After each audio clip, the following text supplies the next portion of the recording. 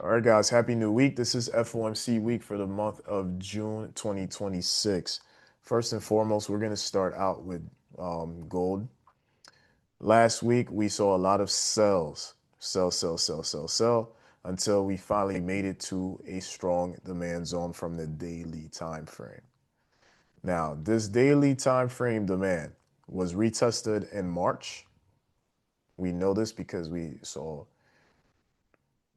a long wick that rejected this candle. These are usually hidden demand zones, right? It also came from November 2025. So we know that this was a strong demand zone, which potentially there are reversals. So now, when we saw price make it to the bottom at this demand zone, Wednesday price rejected it, and Thursday price started off just kind of a bit undecided, but you can tell it's a lot of rejections going on off this area. I tried getting in this position and then I closed, and that's when the market did take off. Um, Legit left the house, and then 30 minutes later, Trump said something, and then that helped the market push back up. But the play already started coming off of the daily zone. Now, obviously, we saw a break of structure. Now, I think it's important to emphasize this specific piece. A lot of traders, including people on this call, are still learning to kind of get accustomed to like when the trend changes, what to look for as far as like confirmation. And let's just break it down very simply. Number one, on the 4 hour time frame, it's usually best to give the market time to show you uh, the confirmations. One of them being rejections off the 4 hour or daily. If you're coming off of a daily demand, obviously it would be nice to start seeing price make a reversal.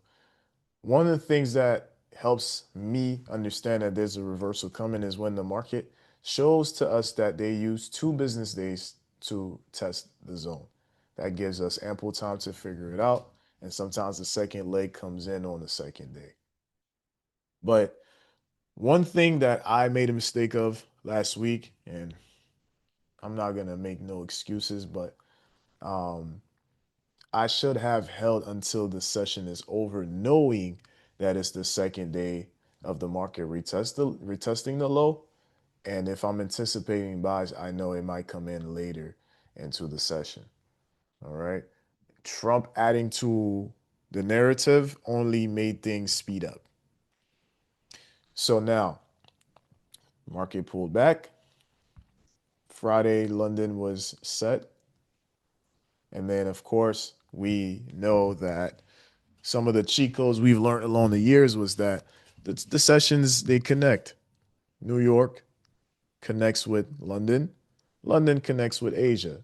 So once price does break structure, it gives us the confirmation that we are changing from sells to buys. And so this was the dead giveaway. But the retracement, following up to find an entry, you need to remember it's not just about structure and imbalance. Where is London? Because now if we're trading in New York, we got to see where London lows were. So when the market came back to retest this low, um, stop loss below London was best, and they took off. They had some trouble staying staying bullish, and I was in position right here. I wanted to hold positions, then this pullback didn't make me feel comfortable, and this one didn't either because my positions were around here. Now, market opens up with a gap, and so this is what we're dealing with so far.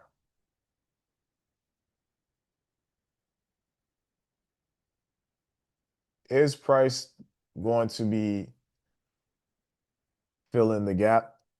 Probably, maybe tomorrow, right? But we can tell here since Friday, the market has been testing this low.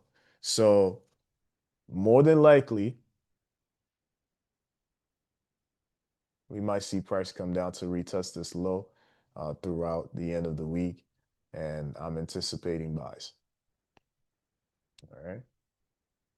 Today's opportunity, although I was on the road, wasn't too bad. Since price went to take out these old highs to make a higher low, the 5 minute break and retest here was a pretty good opportunity to trade it back inside the range, at least towards London or towards the beginning of the session. Which one of you guys caught this counter trade sell?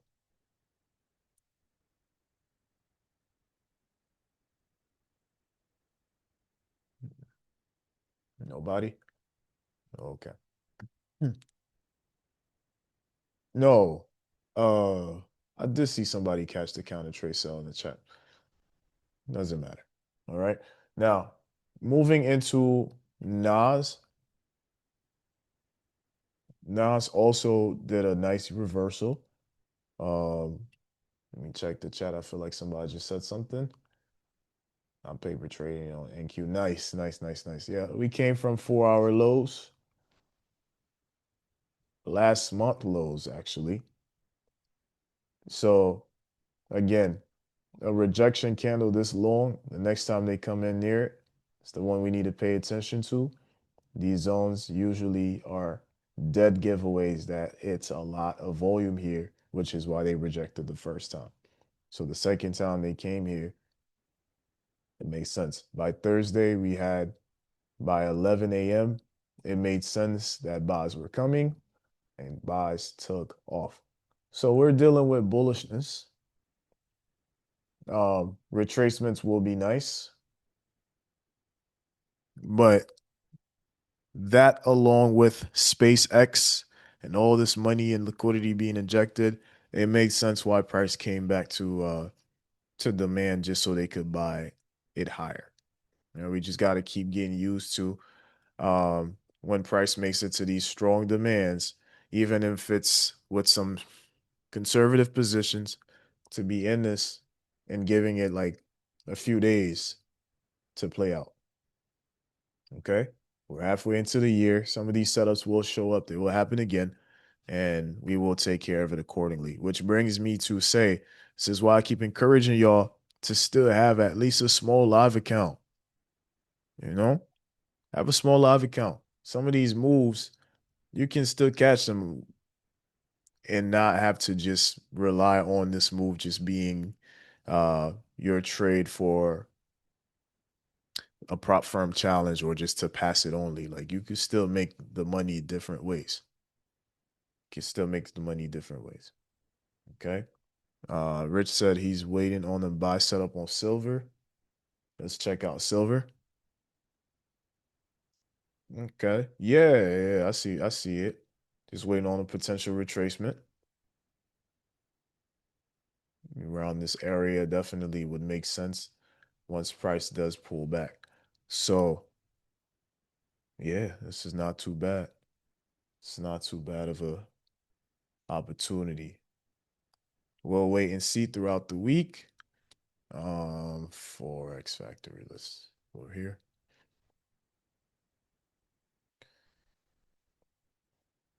All right, we just had Japan monetary policy. No, it's not here yet. I think it's probably gonna drop by 9:30 or by 11.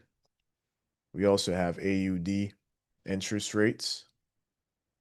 hmm And then, of course, on Wednesday, we have FOMC, which will be the first time Kevin Warsh is to lead the first rate meeting, which I think is going to stay the same. We've been pretty much holding it down since December 2025. We kept rates the same as we try to figure this economy out. So last time we had FOMC was April 29th, the last good afternoon from Jerome Powell.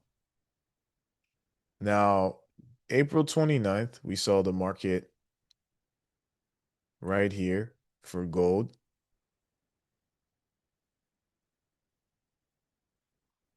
it basically respected demand zones, and we saw it buy. We saw it buy in the later hours of London and such. By Thursday, we saw price retest these similar areas, and then by Friday, we we took out 4 hour highs, even though we had a beautiful buy opportunity. They pulled back. So, in my opinion, this week we'll see some pullbacks, and we're probably gonna see some continuations. And Fridays, man, once price takes out old highs, make sure you exit, um, and then leave just some positions open. I feel like there's gonna be more of those Trump news that just carries the gap and goes crazy and such. So we have to remember these things. All right. Now, same thing with gold and silver. I think we're gonna see prices go back up. But I also think like long-term swing is probably gonna come after July. That's just me. I noticed that last year was the same thing, so I'm keeping that in the back of my mind. GBP AUD, I know it's a couple GBP AUD traders in the house. GBP AUD, we're gonna take a look at GBP AUD.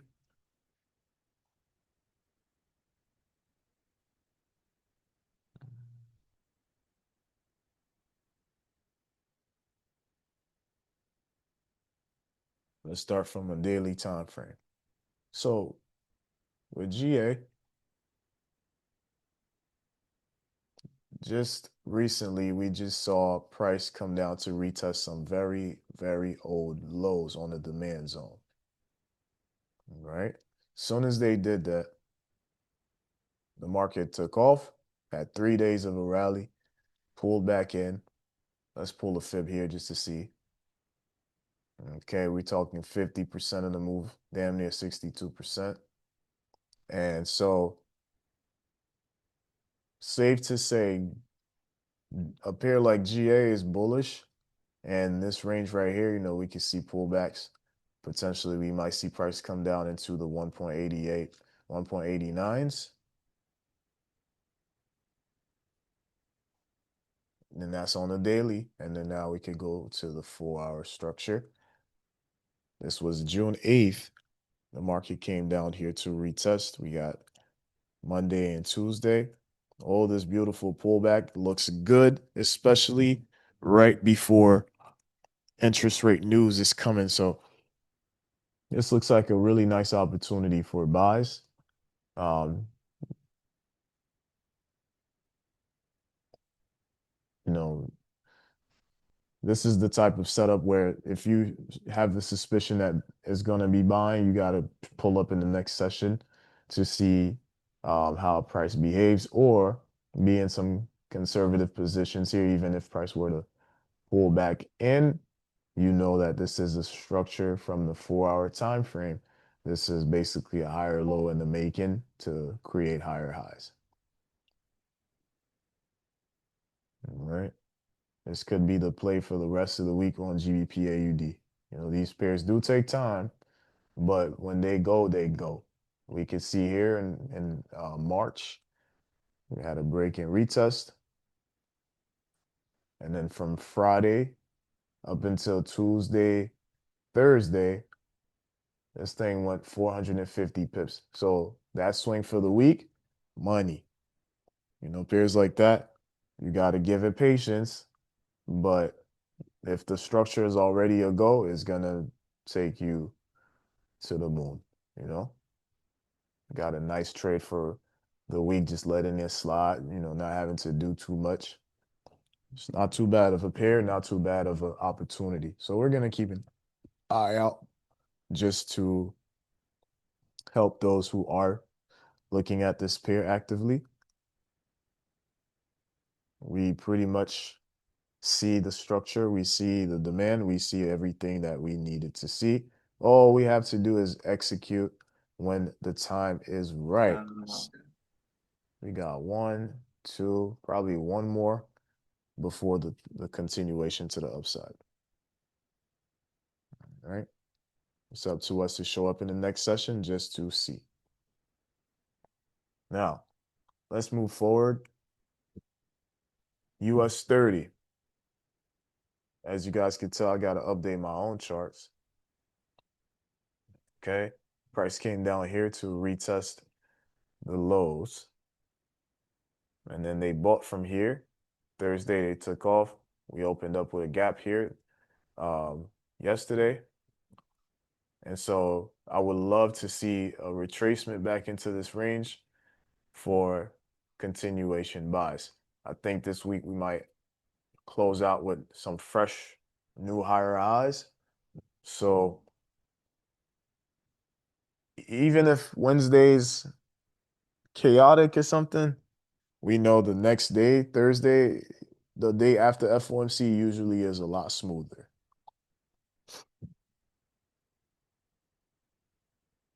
April 29th. This is how FOMC was on April 29th.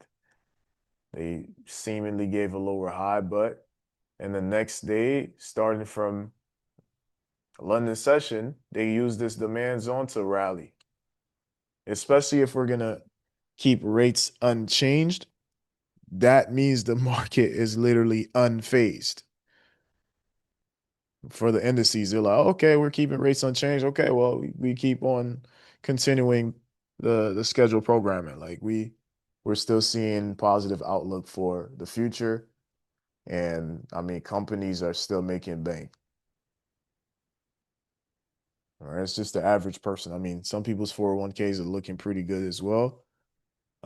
Even though it's just a melancholic type of economy right now. I just came from Winn-Dixie closer to my house, and they about to shut that one down over there.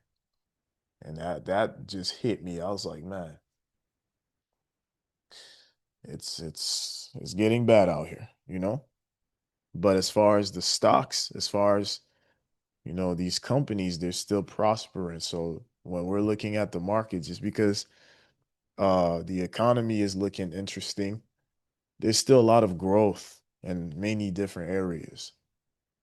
Some sectors are not doing too good, but it's also a lot of sectors rolling out.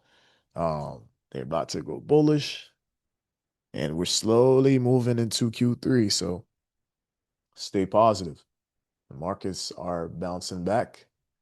The last time we had touched 50,000, and it was a new high. Then we touched 51,000. We just made a pullback here, and we just touched 52,000. These are all new highs. They are literally all new highs. Crazy. Quells, what you got to say? Yeah, when you had mentioned how companies are doing good and that we're about to roll into Q3, I literally just purchased Nvidia for the first time like 5 minutes ago. Hey, I'm coming around. So I'm pretty proud of myself about that because I've Good been looking at the stuff. chart and I was like, I mean, I don't know how much lower we're gonna go, but let me just get in and hey, you never know. So Yep. And then, this is great. I know I seen on Threads you subscribe to Blacklist Stocks. yeah, I was gonna He talk to always you shows about me that love guy on too. on Threads. I Yeah, was you so see, shocked that he followed me on on TikTok. I was like, is this his real page for real? So yeah, I'm like, oh shit, like the way he talks, like I'll be cracking up. Be like, let me just help you, stupid motherfucker. yeah, Like, yeah, yeah, yeah, yeah. goddamn. He seems like he's trying to put on the whole. I don't really know him, but he seems I like mean, I just appreciate the education and how he's just letting people know yeah, what we need to be doing. Like we need to be preparing ourselves. Like don't let just day trading day to day go over your head. Like there's bigger money out yep, there, which you tell us this all the time anyhow, you know. So yep, yeah. yeah. I definitely I see him doing good. I see him outpouring. And I see some people, kind of like talking crazy about him, but at the same time, it's just a few people, right? Some newbies or people who might have lost their money off of a bad stock play, or, like it's always these people, right? But make no mistake, Well, you do got it to do comes your with, own research. You got to look yeah, of into the course. companies to see how they've been doing before you purchase Yeah, anything. Like me saying I bought Nvidia. We all know Nvidia has been doing good for so many years now, and it's been going up. It did go down, and I saw that on the chart. But I even remember when you bought Nvidia. I think it was at like 142. It was like something correct. like really low, and I was like, oh yeah, Hans made a bag off of that because it went up crazy. Yeah. Yeah, it's important to just, Yeah. always see how there are other, like-minded traders and investors and people in the social media space. You can tell some people have a knack for sharing, for giving information, even though sometimes they feel underappreciated or they're the quiet type, but they love to just beat that information in like to your head. And you gotta appreciate stuff like that. I mean, you know me, I'll always give out my most honest opinion about some people that I see in the space, and you could tell like those who really just care about education more, even though maybe they might not be perfect, or they keep it nice and raw. You get me? So Yeah. yeah, but I do be seeing y'all on threads, but make no mistake, I might not interact too much because we always have to remember the internet is a space where people just want to be free. People want to like kind of voice out their opinions. You don't have to just because you know the person so well.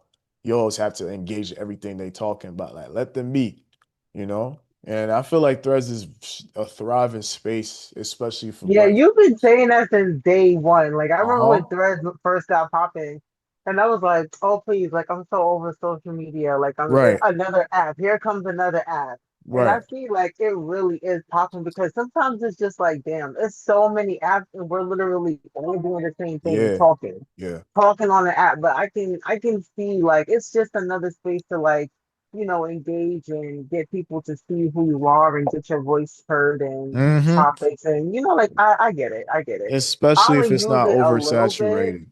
Yeah, I only use it like a little bit. Like I'm not really full fledged trying to, you know, go Yeah, of crazy on there. But like course. it's cool to see certain things and interact here and there. For sure. For sure. Yeah, guys. Yeah, I mean, I'm just glad y'all hear me out because things that I say ultimately you see the value in it. Sometimes we're 3 years early. Sometimes you heard it before, which familiarizes the fact that you can vouch other people's opinions or you can make your own and realize why there's still value in the things that someone like myself and others are saying. Because this journey is a lot. A lot of people know a lot of information. You get me?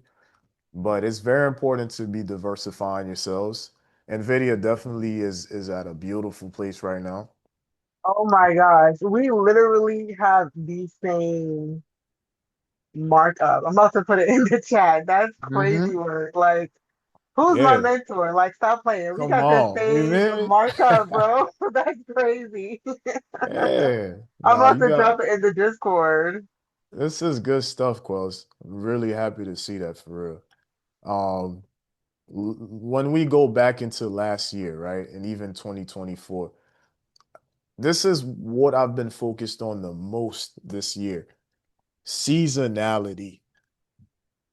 Over optimism is not something I'm gonna use as any type of edge moving forward. But when I tell you this year, I've really paid attention to like what months really give the swings, what months really give the better move instead of just like trying to force things up.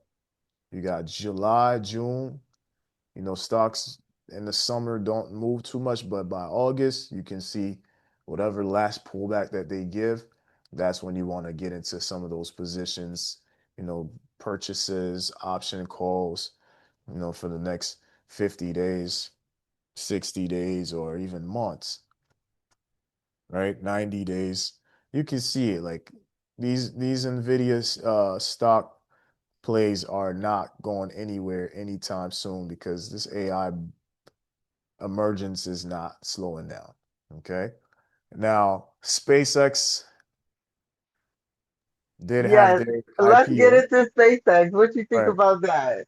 I think SpaceX is here to stay, but obviously, when it's the first freaking weeks of a stock being available and publicly traded by the public, be aware that this is great, but there will be pullbacks coming because some investors still are dealing with their 6 month to maybe 2 year lockout period, and institutions might be selling certain positions for themselves, and then that allows the market to come back and retest. Some people are talking about, oh, it'll be a rug pull.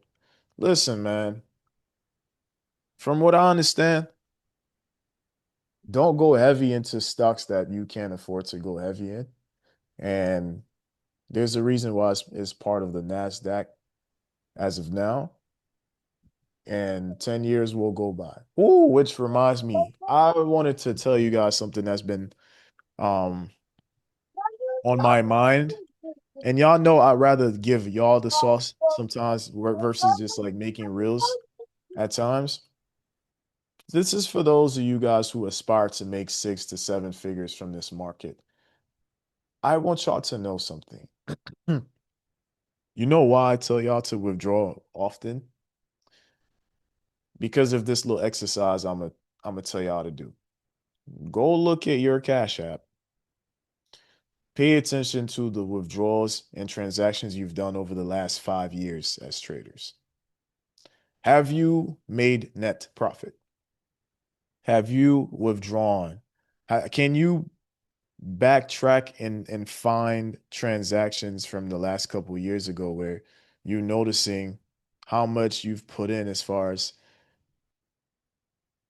deposits? You get me? Now, I don't want this to frustrate you. I want you to realize the power of input versus output. Input, the amounts of broker deposits, the amounts of um, prop firm purchases versus the output. Most of you guys will have achieved 6 figures in net profit once you start to withdraw more often. Okay. If you withdraw up to 200, uh, 200 withdrawals of at least $500 over the next 2 years, you'll still pull out 6 figures from the market. And that's net before taxes, obviously. In the next 5 years, as you get better, whether you're trading stocks now or you're trading options or whatever the case is, as long as it's net withdrawals, you will have made 5 to 6 figures in the market. It doesn't have to take a year. You don't have to focus on it being something that's achieved within a year. Even companies achieve 7 figures within a few years, within a few months. Depends on the input, depends on the investors, the amount of people, depend on the volume, depend on the revenue. You get me? I can definitely say some of y'all will touch 7 figures from trading based on the fact that you spent more time withdrawing than anything. You get me? 1,000 times you will buy something on Amazon. If you ever went to check at your all-time purchase history, you'll be like, well, damn, I done gave Amazon over $20,000 of purchases. I done, when you go into Ulta and you've been buying at that store for like since 2013 and 15, you ever think about how many damn purchases you've made like over time? So when you think about it like that, it makes you realize that your efforts are accumulating. Does that make sense, guys?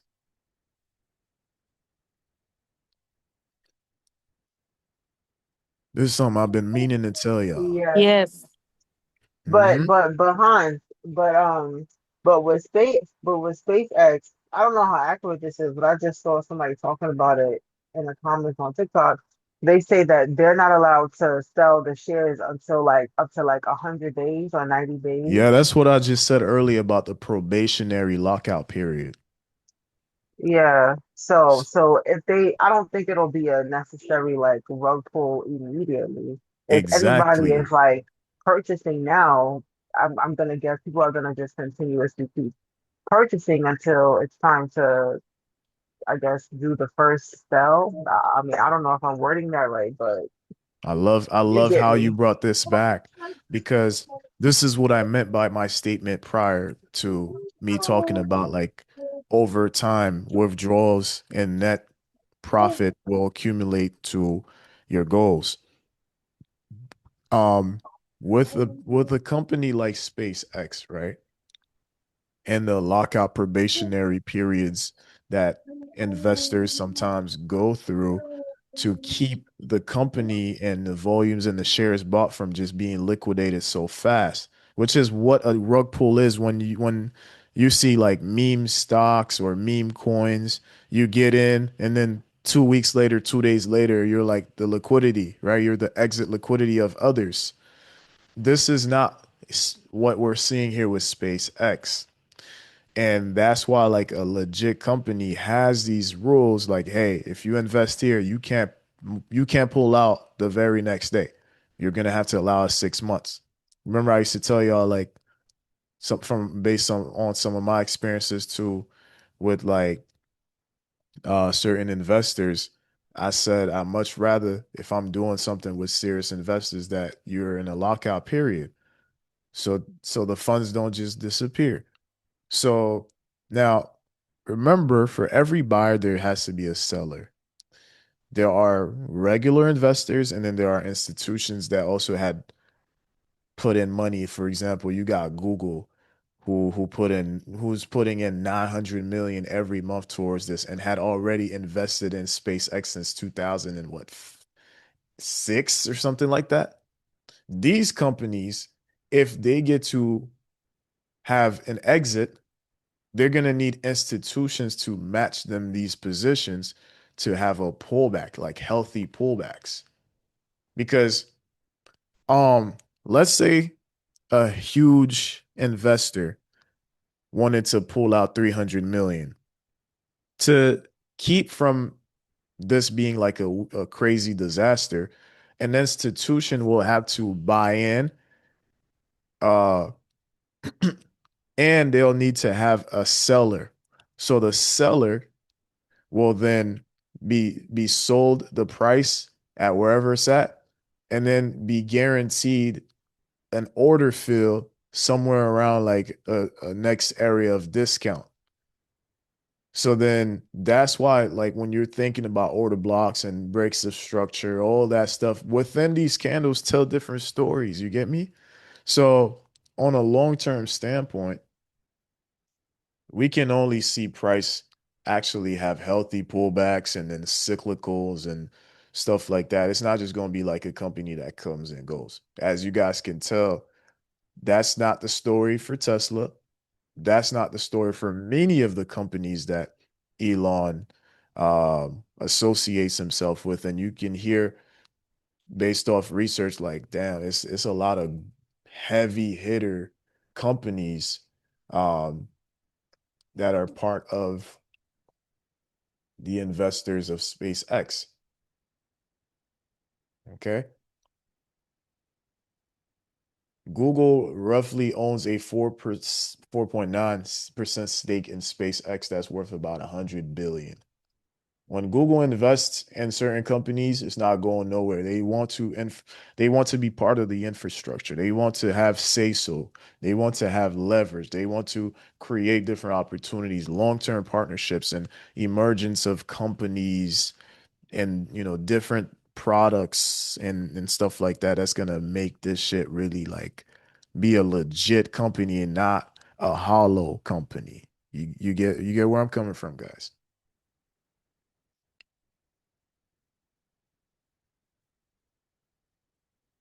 It's fascinating shit, man. But Yes. yeah.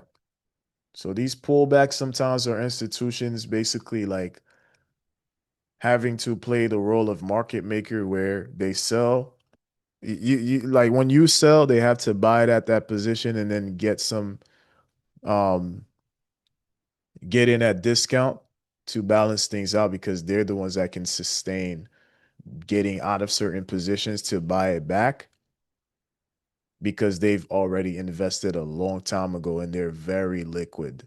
For example, Google being one of the guys who's up 100 billion. So if let's say someone who cashes out 300 million, then they'll probably have to deal with Google or someone who's heavy within, the whales community of investors, and then they'll just buy it off of Google. Google will just buy it back because they already got the bread from the get-go.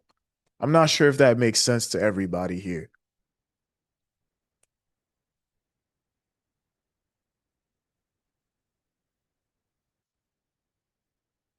Just trying to open y'all minds to like how this shit really be working. Yeah, it makes sense to me. Yeah. Anybody else?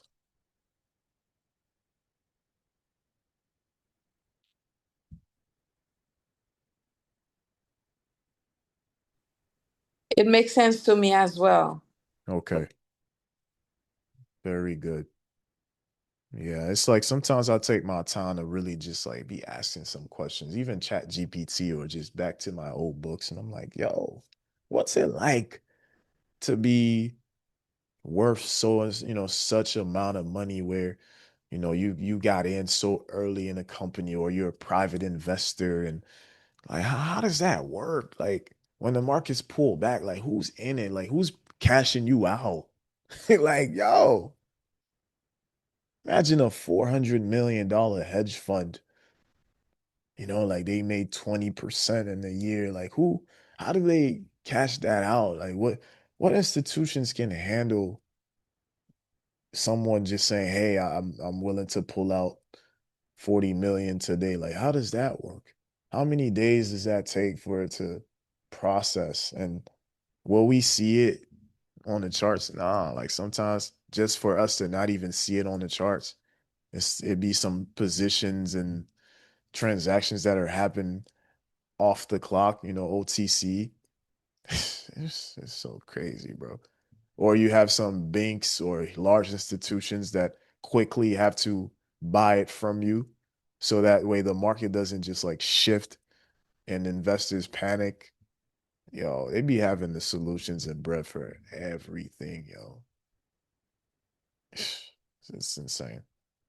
But let's talk about some cryptos too. We saw price sell at the 1500s for Ethereum. And then this was this was a demand that I was paying attention to for the longest. And sure enough, price came back to retest the zone from April of last year. I promise you we might see price still retest these lows again. But if I'm a long-term investor, this is a good area to be like buying in Ethereum, buying in Solana. Look at that. Look at that. I remember when Quells was like, I don't know. I feel like Bitcoin is gonna touch 66,000. Well, Quells, here we are. Here we are. Bro, I told you, not even. I feel like it's going to 50. It's gonna go to 50K. And Ah, and shit, I, I I hear took you. out I took out my Bitcoin because it wasn't much anyway. I was like, I need to get some stuff. And I said, if it goes under 50K, I'm gonna get back in. And then we're gonna Yeah, ride it to the moon because but guess what like though? hmm? Keep dollar cost averaging, even though you a whole unicorn and calling these crystal ball plays. But once this starts to get closer to your areas of interest, of your own personal interest, see what I did there? You see what I just Mhm. did there? Uh-huh. You need to dollar cost average around here because here's what we've been learning how to play this game. And everyone here, I'm so glad y'all are on this call because y'all see when I'm talking about these things, like we go a little bit more in depth. What did we notice since the past couple years? We get all enthusiastic about new presidents sometimes or new cabinets, people who are more pro crypto, like we get all caught up with the news and the what's the word?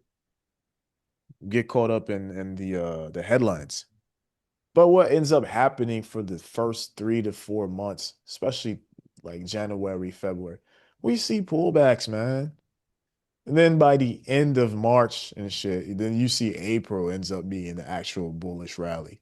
Not January, not February. You know, they would break hearts instead. Instead of Valentine's gains, we get Valentine heartbreaks.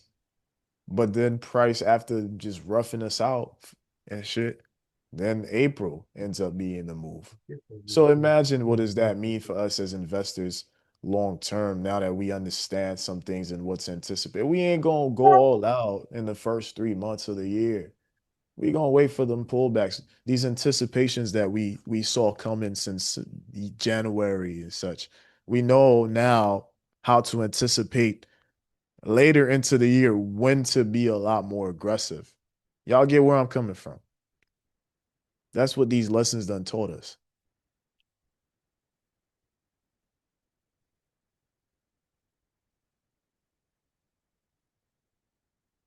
We notice August is usually another good month for better entries. Like let's say Bitcoin does touch 50K and just comes out swinging and sweeping uh the lows like they did in August 2024 and they touch 50K. Then we'll know, okay, yeah, that makes sense. It's August, they're coming down to sweep 50K. We buying.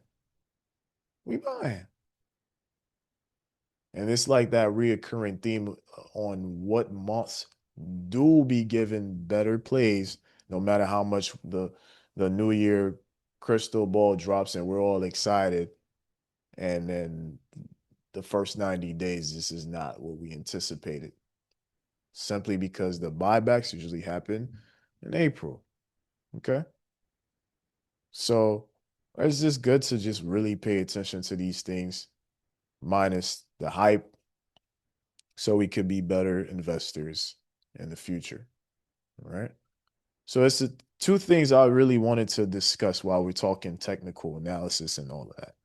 It's be mindful of withdrawing and just give yourself more time to think about your achievements. You will make that six figures, maybe in the next 2, 3 years as you just pay yourself more and you lose less, right? It might even be seven figures. Did y'all know every year y'all probably spend about six figures? And did you know if you live along on Earth long enough, you will probably have spent between 5 to 6 million? You just gotta live long enough. You just gotta survive long enough to achieve certain numbers. You know, not everybody gonna be a success overnight, but you will achieve success over time. That's the bar right there. Not overnight, but over time. All right. So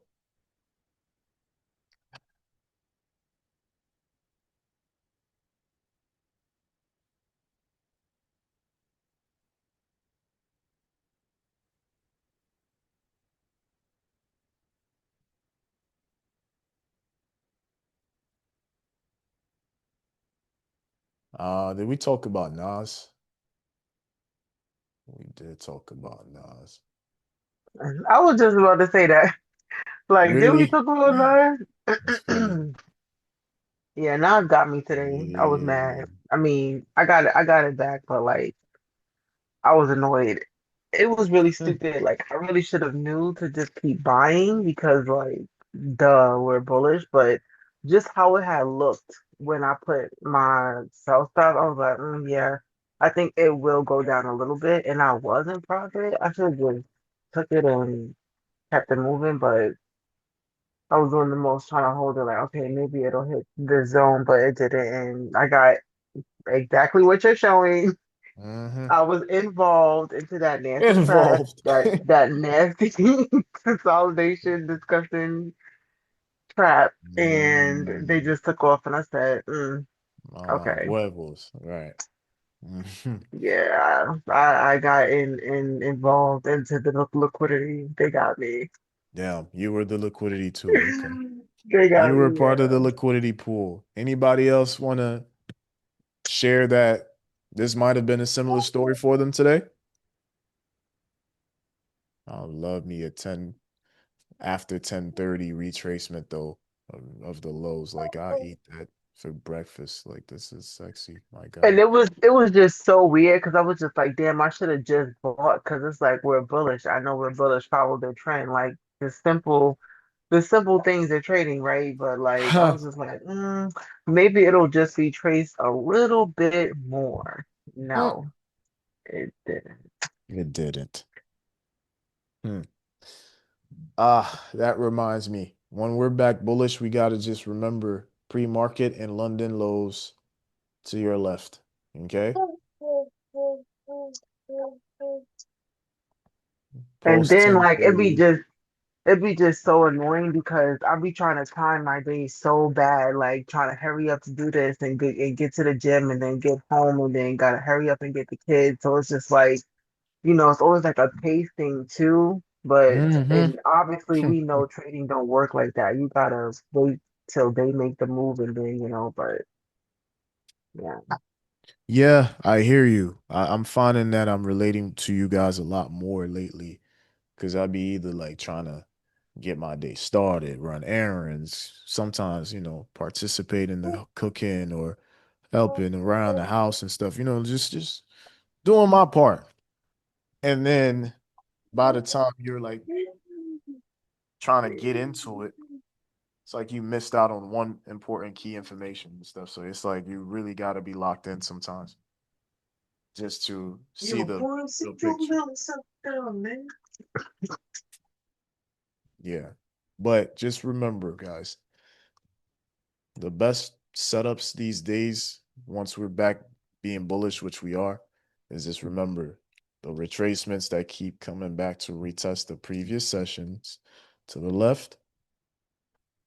You don't have to trade that 9:30, or 9:45 sometimes. They'll pull back in. 10:30, 10:45, 11. See if they're coming back to retest the same zones, which now gives you an advantage by being able to identify these things on the M5, and your stop loss would just be below, the range of the session, of the New York session or London lows. And that's usually how I get back into the swinging things when we just get the simple pullbacks of retesting London lows in New York or pre-market lows in New York, and then we find our opportunities. All right. So, guys, you have any questions?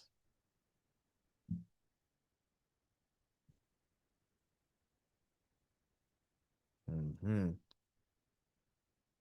Okay, so right now we got gold retesting New York. This is a good looking setup. Hold on. Oh, oh no. Hold on.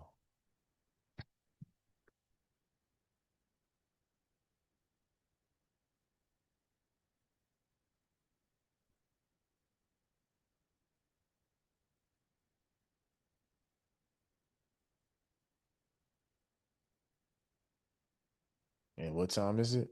9? Oh yeah, yeah, we're going for these buys, guys.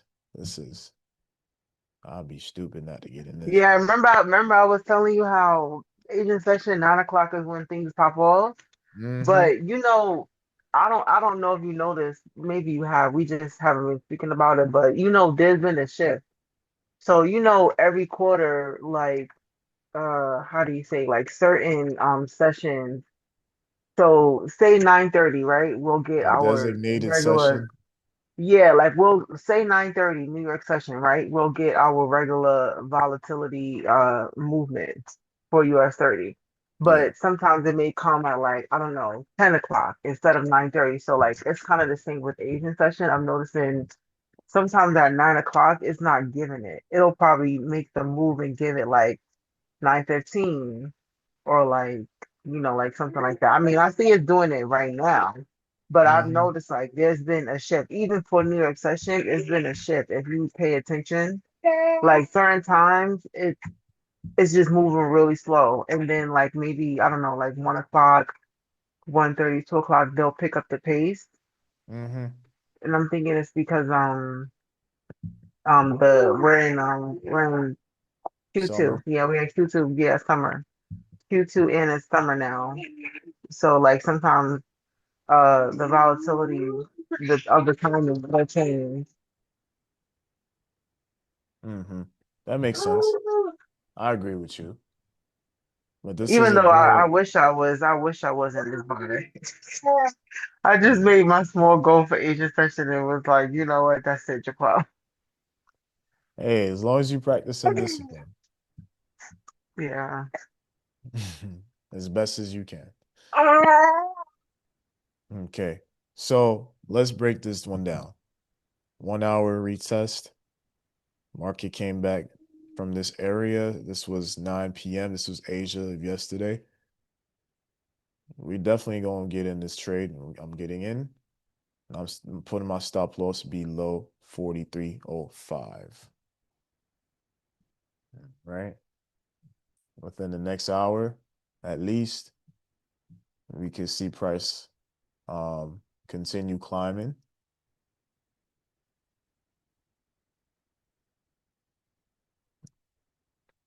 Even 43.09 is a good stop loss.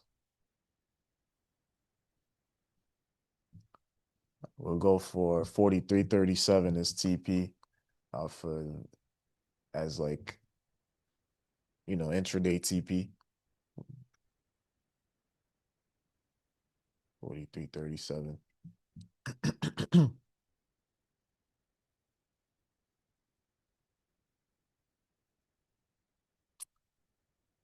Okay.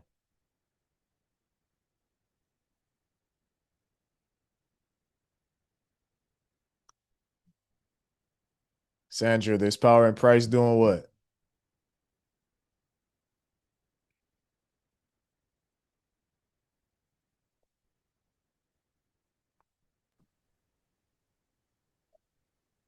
There's power in price Mm-hmm. going.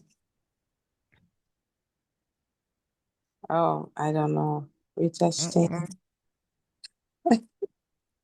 Ah, okay, I got it. I got you. The retest. There's retesting in area twice. Take a screenshot. Next time I will pop quiz that same statement. Okay. I need y'all to remember this like a Bible verse.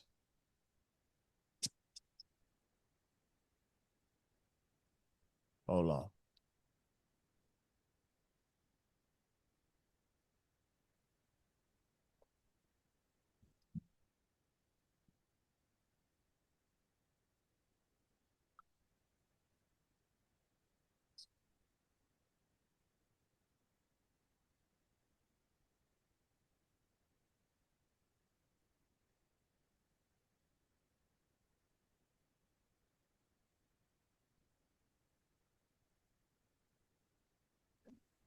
So Hans, you think they won't fill the gap until like FOMC or like after FOMC?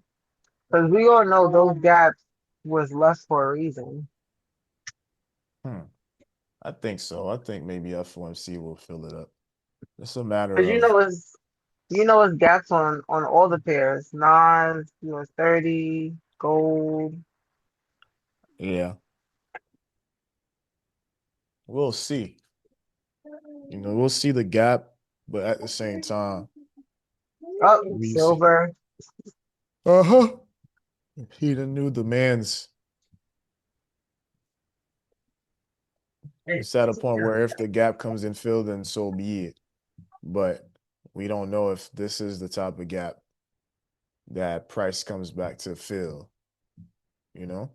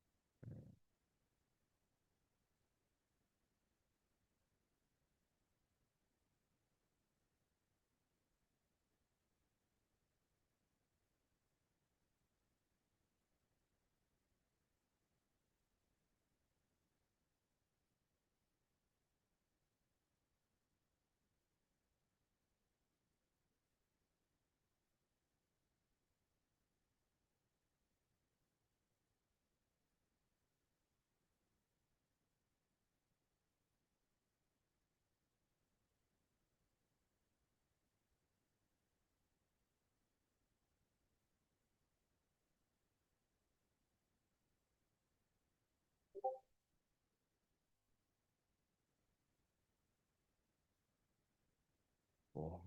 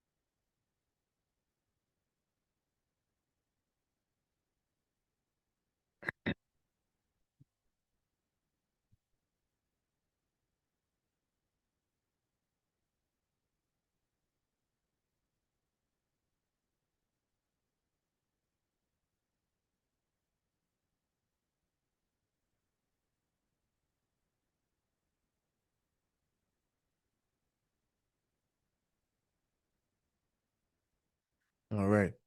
This is beautiful retracement. I added another position right here, and then my stop loss is below 43.06. And to answer your question further, Quells, unless price breaks below this area, this level of demand, we'll see if they really go, deeper than this just to fill a gap. But it's just like when price pulls back after a huge rally, and then the next New York, you just see them pulling back to retest London lows here instead of this right here, you know? So then you instead have to just focus on London lows and you catch that trade in New York, call it a day.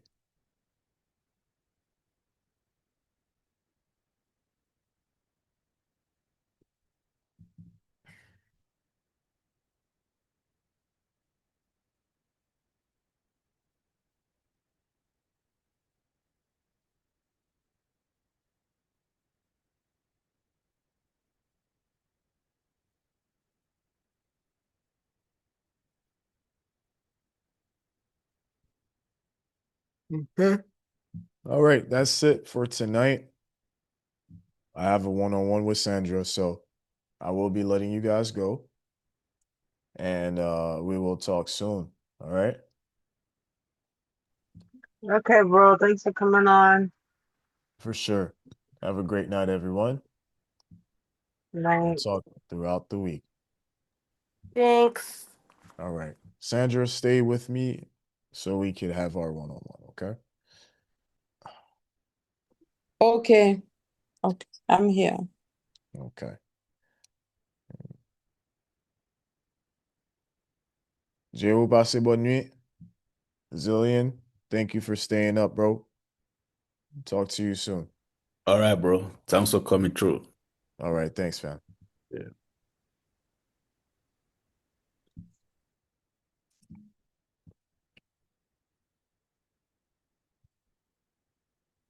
Okay. How are you, Sandra?